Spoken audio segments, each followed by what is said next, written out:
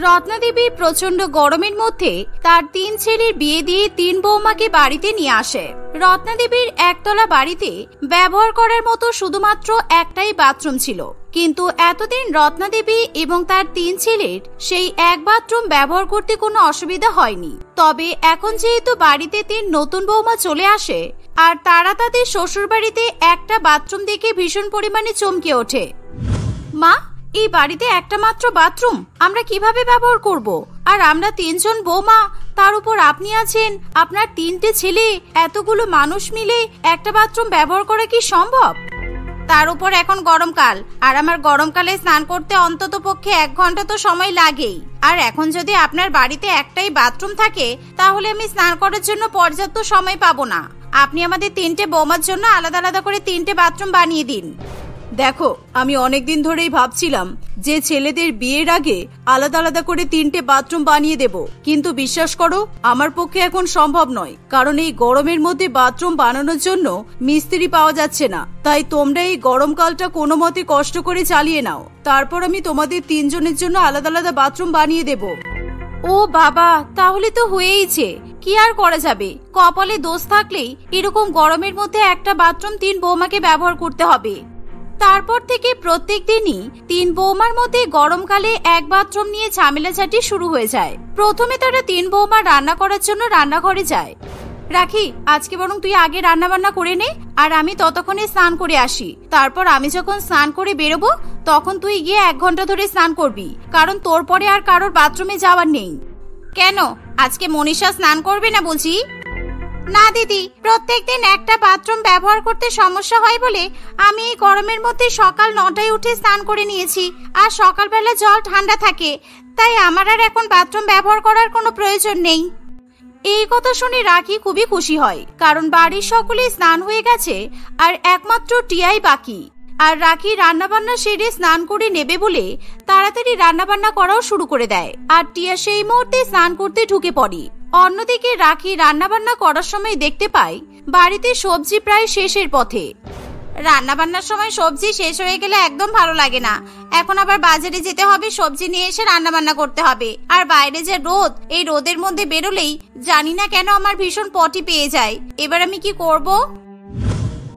এই বলে রাখি বাজারে যায় আর সবজি কিনে নিয়ে এসে রান্নাবান্না শুরু করে। কিন্তু বাইরে এভাবে বাজার করার ফলে অতিরিক্ত রোদে তার খুবই কষ্ট হয়, আর রাখির ভীষণ পরিমাণে পেট গুড়গুড় করতে থাকে।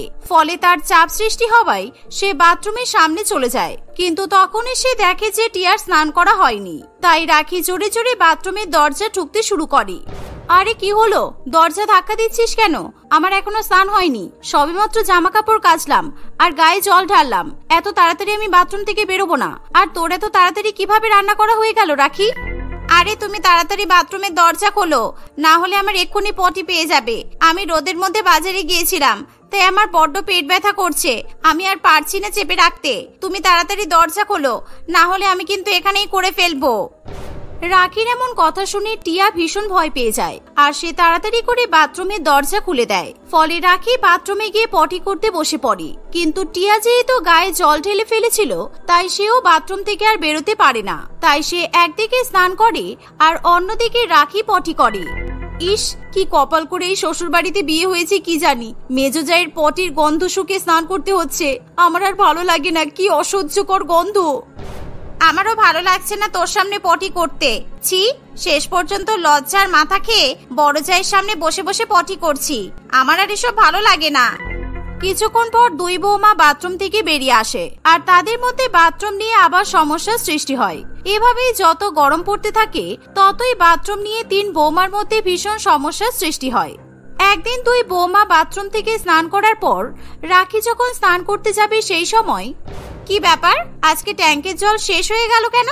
আমার আর ভালো লাগে না।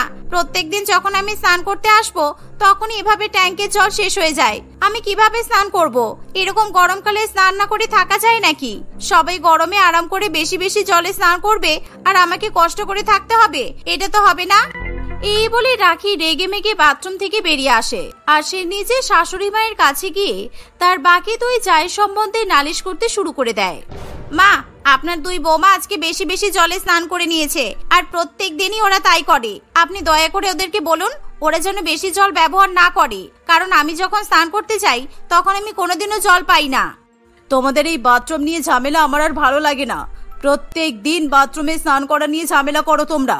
তোমাদের জন্য আমি এখন পুকুরে গিয়ে স্নান করা শুরু করে দিয়েছি, যাতে তোমাদের তিনজনের কোনো অসুবিধা না হয়। কিন্তু তবুও দেখছি তোমাদের মধ্যে বাথরুম নিয়ে সমস্যা মিটছে না। দেখতে দেখতে এভাবেই আরো একদিন কাটে। আর পরের দিন সকালবেলা উঠেই বাথরুমের দরজার বাইরে আবার তিন বৌমা নিজেদের মধ্যে ঝামেলা করতে শুরু করে দেয়। আজকে আগে আমি বাথরুমে যাব, কারণ আমাকে গরমের মধ্যে অনেক জামা কাপড় কাচতে হবে। তোরা তো বাড়ির কারো জামা কাপড় কাচিস না, তাই বাড়ির সবার জামা কাপড় আমাকে একাই কাচতে হয়। তাই আজকে আমি আগে বাথরুম ব্যবহার করব। না, আজকে আগে আমি বাথরুমে যাব, কারণ রান্নাঘরের কল খারাপ হয়ে গেছে, আর বাথরুমে গিয়ে আমাকে সব বাসন মাজতে হবে। আমি আগে বাথরুমে গিয়ে বাসন ধুয়ে স্নান করব, তারপর তোমাদের যা করার হয় তোমরা করবে। এই বলে রাখি কারোর কোনো কথা না শুনে তাড়াতাড়ি করে বাথরুমের মধ্যে ঢুকে পড়ে, আর সেখানে বসে বাসন মাজতে শুরু করে দেয়।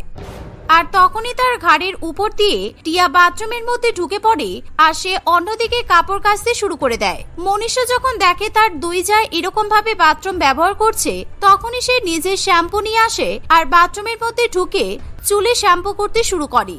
এভাবে তিন বৌমা একটা বাথরুম একসঙ্গে ব্যবহার করতে থাকে। ফলে গরমের মধ্যে একই বাথরুমে তারা তিনজন মিলে গুতাগুতি করতে থাকে।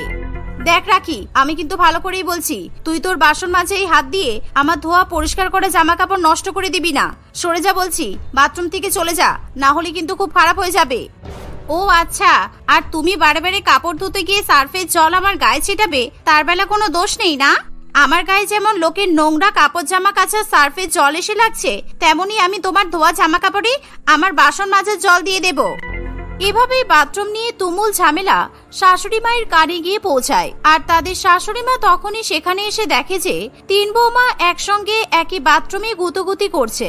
তখন সে তাদের উপর ভীষণ পরিমাণে রেগে যায়, আর সে তিনজনকেই বকাবকি করতে শুরু করে দেয়। আমি কালকে থেকে বাথরুমের দরজায় তালা লাগিয়ে দেব, যাতে কেউ বাথরুম ব্যবহার করতে না পারে। আর তোমরা তিন বৌমা এই গরমের মধ্যে পুকুরে গিয়ে গরম জলে স্নান করবে, তাহলেই তোমাদের শিক্ষা হবে। আর এই বাথরুম ব্যবহার করব আমি আর আমার তিন ছেলে, না হলে দেখছি তোমাদের ঝামেলা কোনোদিনও থামবে না। আপনি বেকার বেকার আমাদেরকে বকা দিচ্ছেন মা। আর আপনি যে বলেছিলেন মিস্ত্রি পাচ্ছেন না, সেটা একদমই মিথ্যা কথা। মিস্ত্রিকে টাকা দিলেই সে আলাদা বাথরুম তৈরি করে দিয়ে যাবে। আপনি আসলে একজন কিপটা মহিলা। বাথরুম তৈরি করার পেছনে যে টাকা খরচা করতে চাইছেন না, সেটা কিন্তু আমরা বুঝতেই পারছি। তাই এখন কিন্তু আপনাকে আমাদের ঝামেলা সহ্য করতেই হবে, কিছু করার নেই। এই বলে তিন বৌমা আবার বাথরুমের মধ্যে গুতোগুতি করতে শুরু করে দেয়। ফলে শাশুড়ি মায়েরও আর কিছু করার থাকে না, সে মুখ বন্ধ করে নিজের ঘরে চলে যায়। আর প্রত্যেকদিন দুপুরবেলা হলেই সে গামছা নিয়ে পুকুরে স্নান করার জন্য বেরিয়ে পড়ে, আর পুকুরের গরম জলে স্নান করে আসে। এভাবেই দেখতে দেখতে আরো কিছুদিন কাটে। একদিন দেখ, একটা বাথরুম নিয়ে এই গরমের মধ্যে আমাদের মধ্যে ঝামেলা করে কোনো লাভ নেই। আমাদের এমন একটা বুদ্ধি বের করতে হবে যাতে আমরা আমাদের জন্য আলাদা আলাদা বাথরুম বানিয়ে নিতে পারি। কিন্তু সেটা কিভাবে সম্ভব? কারণ আমাদের বড়েরা আর আমাদের শাশুড়ি মা যে পরিমাণে কিপটা, ওরা তো কিছুতেই আলাদা বাথরুম বানিয়ে দেবে না। কারণ আমরা তো কবে থেকেই দেখছি বাথরুমের টাইলস গুলো পুরো ভেঙে ফেটে গেছে, এমনকি এখন শাওয়ার থেকেও তো জল পড়ছে না। এখন আমরা তিনজনে কিভাবে এই বাথরুমটা ব্যবহার করব, সেটা নিয়ে এখন দুশ্চিন্তা। তোমরা একদম ঠিকই বলেছো। আমরা একটাই বাথরুম ব্যবহার করছি, সেটা তাও না হয় ঠিক আছে, কিন্তু বাথরুমের জিনিসপত্রগুলো ওরা সারাবে না। এটা কেমন ব্যবহার তোমরাই বলো? এই গরমের মধ্যে এরকম ভাঙা জিনিসপত্র দিয়ে স্নান করা যায়? আসলে তারা সবাই মিলে একটাই বাথরুম ব্যবহার করে বলে বাথরুমের শাওয়ার থেকে শুরু করে ওয়েস্টার্ন কমোড এমনকি টাইলস পর্যন্ত ভেঙে যায়, আর বালতি এবং মগে ভীষণ পরিমাণে আয়রন জমে যায়। আর সেই সমস্ত কিছু বাড়ির তিন ছেলে কিংবা শাশুড়ি মা কিছুতেই সারাতে চায় না। তাই গরমের মধ্যে তিন বৌমা ভীষণ পরিমাণে অসুবিধায় পড়ে। তাই তারা তিনজনে মিলে ঠিক করে যে করেই হোক বাড়ির সকলকে তারা জব্দ করবে। শোন, ওদের তিনজনের তো অফিস থেকে এসে স্নান করার অভ্যাস, কারণ রাস্তায় প্রচন্ড গরম থাকে। আর অফিস থেকে বাড়িতে এসে স্নান করতে না পারলে ওরা পাগল হয়ে যায়। তাই আমাদের যে করেই হোক এই সুযোগটাকেই কাজে লাগাতে হবে, তোরা বুঝতে পারছিস? এই বলে তিন বৌমা সেদিন সন্ধ্যাবেলায় ইচ্ছে করে বাথরুমে একসঙ্গে স্নান করার জন্য ঢুকে পড়ে। আর সেই সময় তিন ভাই অফিস থেকে বাড়িতে ফিরে আসে, আর তারা বাথরুমে স্নান করতে যাওয়ার জন্য ভীষণ পরিমাণে ব্যস্ত হয়ে ওঠে। কি হলো? এই সন্ধ্যাবেলায় আবার কি বাথরুমে ঢুকেছে? আমি কতবার বলেছি যে আমরা তিনজন অফিস থেকে যখন বাড়ি ফিরে আসবো তখন যেন বাথরুমটা ফাঁকা থাকে, কিন্তু দেখো বাথরুম ফাঁকা নেই। তাড়াতাড়ি বাথরুম থেকে বেরো বলছি, যেই থাকো না কেন। না গো, এখন আমাদের পক্ষে বাথরুম থেকে বেরোনো সম্ভব নয়, কারণ তোমরা যেমন অফিসে কাজ করেছো তেমনি আমরা তিনজন গরমের মধ্যে বাড়ির সমস্ত কাজকর্ম করেছি। এখন আমরা তিনজনে স্নান করে ফ্রেশ হচ্ছি, আর আমাদের মোটামুটি 2 ঘন্টা সময় তো লেগেই যাবে। তাই তোমরা এখন বাইরে পুকুরে গিয়ে স্নান করে এসো, যেমন তোমাদের মা প্রত্যেকদিন স্নান করতে যায় ঠিক তেমন ভাবেই। দেখো রাখি, তুমি কিন্তু বেশি বাড়াবাড়ি করো না। দাদা তোমাদেরকে বাথরুম থেকে বেরিয়ে আসতে বলেছে, তাই বেরিয়ে এসো, কেননা আমাদের ভীষণ পরিমাণে গরম লাগছে আর আমরা এখন স্নান করবো। এমনিতেই সারাদিন অফিসের কাজে মাথা গরম হয়ে আছে, তোমরা আর মাথা গরম করো না প্লিজ। কিন্তু তারা 3 বউ তাদের স্বামীদের কথা কিছুতেই শুনতে চায় না। তারা একেবারে 2 ঘন্টা পরে বাথরুম থেকে বেরিয়ে আসে, আর সেই সন্ধ্যাবেলা বাড়ির 3 ছেলেকে বাধ্য হয়ে পুকুরে গিয়ে স্নান করতে হয়।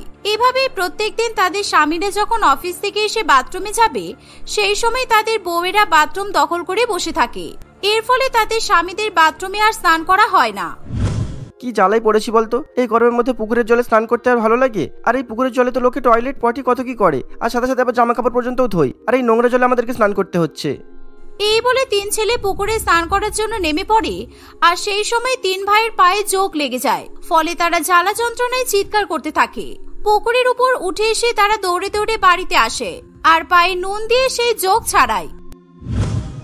আমাদের ভালো মতো শিক্ষা হয়ে গেছে, তাই দয়া করে তোমরা কাল থেকে বাথরুম আটকিও না। আমরা বুঝতে পারছি যে তোমাদের তিনজনের এই গরমের মধ্যে একটা বাথরুম ব্যবহার করতে খুবই কষ্ট হয়, তাই আমরা যে করে হোক কালকে মিস্ত্রি ডেকে আনবো আর তোমাদের 10 দিনের মধ্যে বাথরুম বানিয়ে দেবো। আর মা, তুমি দয়া করে এই কাজ করতে আমাদের বাধা দিও না। এখন বুঝতে পারলে তো, কত ধানে কত চাল। কোনোদিনও আমাদের সঙ্গে আর পাঙ্গা নিতে এসো না। তোমাদের কথা মতো যেন 10 দিনের মধ্যে আমাদের 3 জনের জন্য 3টে আলাদা বাথরুম তৈরি হয়ে যায়, তা না হলে প্রত্যেকদিন জোকের কামড় খেতে পুকুরে স্নান করতে যেতে হবে, মনে থাকে যেন। কিছুদিনের মধ্যেই 3 ভাই বাড়িতে 3 বউকে আলাদা করে 3টে বড় বড় বাথরুম বানিয়ে দেয়। এর ফলে তাদেরকে আর কোনো কষ্ট পেতে হয় না। আর সেই পুরানো বাথরুম রত্নাদেবী এবং তার 3 ছেলে এখন ব্যবহার করে। ফলে গরমের মধ্যে 3 বৌমাকে আর কষ্ট করে একই বাথরুম ব্যবহার করতে হয় না। রাজ এবং অয়নের কমলা এবং রিনা নামে 2 মেয়ের সঙ্গে বিয়ে ঠিক হয়। কমলা ভীষণ পরিমাণে সংস্কারী প্রকৃতির মেয়ে ছিল, কিন্তু রিনা খুবই মডার্ন, কারণ অয়ন রিনার সঙ্গে বন্ধুত্ব করে বিয়ে করতে চলেছে। আর অয়নের মডার্ন মেয়ে ভীষণ পছন্দের, তাই তাদের নিজেদের বিয়ে নিয়ে আলাদা আলাদা অভিপ্রায় থাকে। আর এখনকার দিনে বিয়ের পরে গৃহপ্রবেশ অনুষ্ঠানটিকে যেহেতু বেশি পরিমাণে গুরুত্ব দেওয়া হয়, তাই গৃহপ্রবেশের সাজগোজ নিয়ে তারা সবাই খুবই উৎসাহিত থাকে। একদিন কমলাকে তার শাশুড়ি মা রাখি দেবী ফোন করে বলে, বৌমা, তোমাদের বিয়ের পরে আমি একটা খুব সুন্দর গৃহপ্রবেশের অনুষ্ঠানের আয়োজন করেছি, তাই আমি চাই তুমি একটা খুবই দামি আর ভালো ঘোমটা দেওয়া বেনারসি পরবে, আর সেই ঘোমটাতে যেন তোমার মুখ দেখা না যায়। আমি আমার শ্বশুরবাড়ির মঙ্গলের জন্য সবসময় মাথায় ঘোমটা দিয়ে থাকবো, আর বিশেষ করে গৃহপ্রবেশের অনুষ্ঠানের জন্য মাথায় 2 হাত ঘোমটা দেব। হবু বড় বৌমার মুখে এই কথা শুনে রাখি দেবী খুবই খুশি হয়, আর সে মনে মনে আশা করতে শুরু করে যে ছোট বৌমা বড় বৌমার মতোই হবে। কিন্তু রিনা একেবারে ভিন্ন প্রকৃতির মেয়ে, সে সবসময় হট প্যান্ট এবং ক্রপ টপ পরেই ঘুরে বেড়ায়। তাই ঘোমটা দেওয়া তো দূরের কথা, পৃথিবীতে ঘোমটা বলে যে কোনো বস্তু হয় সেই বিষয়ে রিনার কোনো ধারণা নেই। আমি বড় বৌমাকে ঘোমটার বিষয়টা জানিয়ে দিলাম, এবার ছোট বৌমাকে ফোন করে একবার বিষয়টা জানিয়ে দিই, কারণ পরে যদি ছোট বৌমা মাথায় ঘোমটা না দেয় তাহলে খুবই অসুবিধা হয়ে যাবে। আর ছোট বৌমা একটু অন্য ধরনের, তাই ছোট বৌমাকে বেশি করে শিখিয়ে দেওয়ার দরকার আছে। এই বলে রাখি দেবী রিনাকে ফোন করে ঘোমটা দেওয়ার বিষয়ে জানায়, কিন্তু রিনা তার হবু শাশুড়ি মায়ের কথা কিছুই বুঝতে পারে না। কিন্তু শাশুড়ি মায়ের মন রাখার জন্য সে হ্যাঁ বলে দেয়। এর ফলে রাখি দেবী খুবই খুশি হয়ে ফোন রেখে দেয়। আমার মনে হয় মা ঘোমটা নামের নতুন কোনো ওয়েস্টার্ন ড্রেসের কথা বলছে। এরকম নতুন ধরনের ওয়েস্টার্ন ড্রেসের কথা আমি তো আগে কখনো শুনিনি। দেখি তো, শপিং মলে যখন আমি আমার গৃহপ্রবেশের জন্য ওয়েস্টার্ন ড্রেস কিনতে যাব তখন ঘোমটাটা কিনে নিয়ে আসবো। এভাবেই দেখতে দেখতে কিছুদিন কাটে। কমলা একদিন শপিং করতে গিয়ে নিজের জন্য খুবই সুন্দর একটি বেনারসি শাড়ি কেনে এবং সেই সঙ্গে মাথায় ঘোমটা দেওয়ার জন্য খুব সুন্দর দেখে একটা ওড়নাও কিনে নেয়। আর অন্যদিকে রিনা শপিং করতে গেলে সেই গৃহপ্রবেশের জন্য ঘোমটা নামের কোনো ওয়েস্টার্ন ড্রেস খুঁজে পায় না। সেই সময় তার সরু শিফনের মতো ওড়না চোখে পড়ে। আমার মনে হয় শাশুড়ি মা গায়ে আর মাথায় ওড়না জড়ানোর কথা বলছিল, কারণ আমি ইউটিউবে দেখেছি ঘোমটা মানে ওড়না আর মাথায় ঘোমটা দেওয়া মানে ওড়না জড়ানো। ব্যাস, আমার সমস্যার সমাধান হয়ে গেল। এই বলে রিনা একটা পাতলা ওড়না কিনে নেয়। দেখতে দেখতে বেশ কিছুদিন কেটে যায়।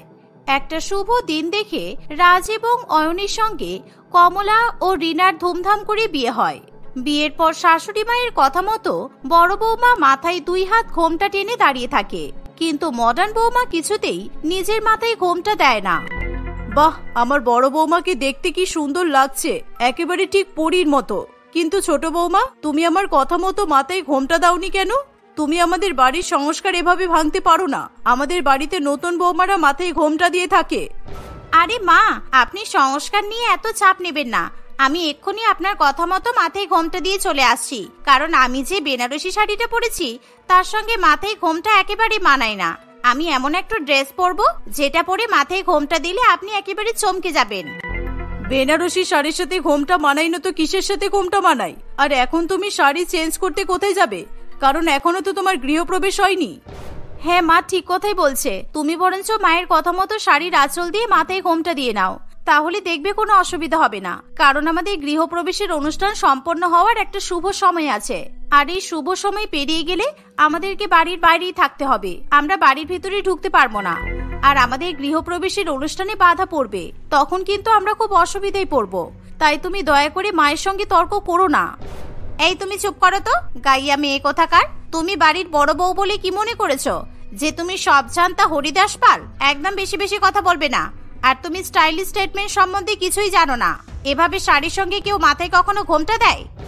এভাবেই রিনা গৃহপ্রবেশের অনুষ্ঠান আটকে রেখে দরজার বাইরে দাঁড়িয়ে থাকা এক প্রতিবেশী কাকিমা রত্নাদের বাড়িতে যায়, কারণ তাকে যে করে হোক মাথায় ঘোমটা দেওয়ার জন্য উপযুক্ত জামা কাপড় পরতে হবে। ও কাকিমা, আমি যদি আপনার বাড়িতে গিয়ে আমার এই শাড়িটা চেঞ্জ করে ফেলি তাহলে কি কোনো অসুবিধা হবে? কারণ আমাকে একটু মাথায় ঘোমটা দিতে হবে। তাই প্লিজ আপনার বাড়ির বাথরুমটা আমাকে ইউজ করতে দেবেন।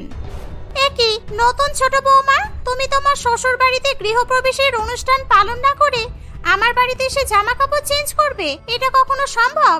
ছি ছি, এসব একদম ঠিক নয়। এই বলে রত্না দেবী লজ্জায় নিজের মাথায় ঘোমটা দেয়, কিন্তু রিনা কিছুতেই কারোর কোনো কথা শুনতে চায় না।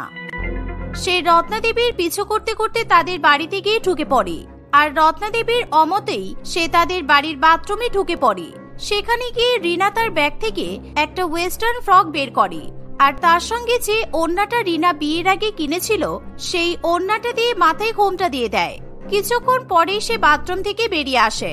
রিনার এরকম রূপ দেখে রত্না দেবীর প্রায় অজ্ঞান হবে অবস্থা।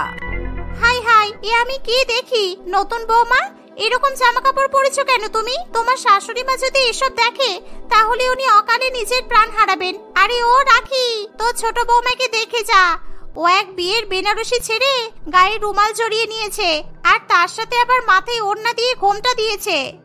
এই বলে রত্না দেবী চিৎকার করতে করতে আবার রাখি দেবীর বাড়িতে চলে আসে।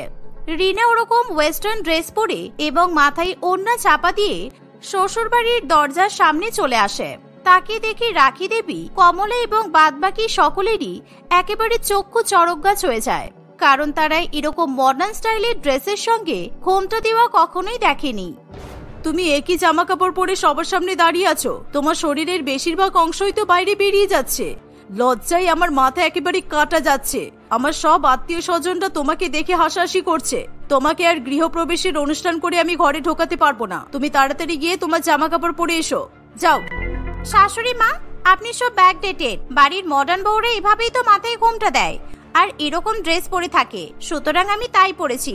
আর শুনুন, আমি আপনার বড় বৌমার মতো এরকম ছাপড়ি শাড়ি আর মাথায় শাড়ির ঘোমটা দিতে পারবো না, ওকে? তুমি অনেকক্ষণ ধরে গৃহপ্রবেশের অনুষ্ঠানে বাধা সৃষ্টি করছো। আমি মানছি তুমি মডার্ন, আর আমি তোমার মতো মডার্ন নই, কিন্তু গৃহপ্রবেশের অনুষ্ঠান হয়ে যাওয়ার পর তুমি বন্ধ দরজার ভেতর এরকম জামা কাপড় পরতে পারতে। সকলের সামনে এরকম জামা কাপড় পরে তোমার লজ্জা করলো না? ছি।